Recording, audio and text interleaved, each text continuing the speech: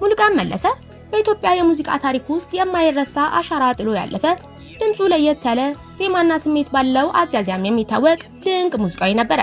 ሙሉቀን በ1940ዎቹ አጋማሽ አካባቢ በጎጃም ክፍለ ሀገር ፍኖተ ሰላም ተወለደ። ሙሉቀን መለሰ በኢትዮጵያ ዘመናዊ ሙዚቃ ውስጥ የፍቅር ድምፃዊ ተብሎ ይታወቃል።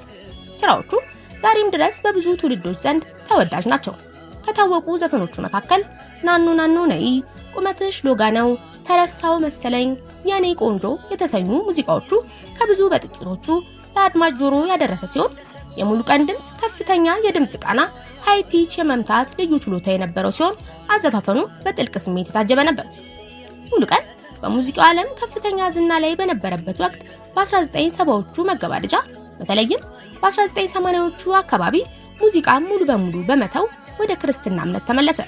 ከዚያ ጊዜ ጀምሮ እስከ ህይወቱ ፍጻሜ ድረስ ምንም አይነት ዓለማዊ ሙዚቃ አልተጫወተም። ወደ አሜሪካ ካመራ በኋላ በወንጌላዊትና በመንፈሳዊ መዝሙሮች አገልግሏል። በኢትዮጵያ ዘንድ እጅግ የሚወደደው አርቲስት ባደረበት ህመም ለረጅም ጊዜ በአሜሪካ አትላንታ ሕክምና ሲረዳ ቆይቶ ታህሳስ ወር 2016 ዓ.ም ከዚህ ዓለም በሞት ተለይቷል። ሙሉቀን መለሰ ባለትዳርና የሁለት ልጆች አባት ነበር።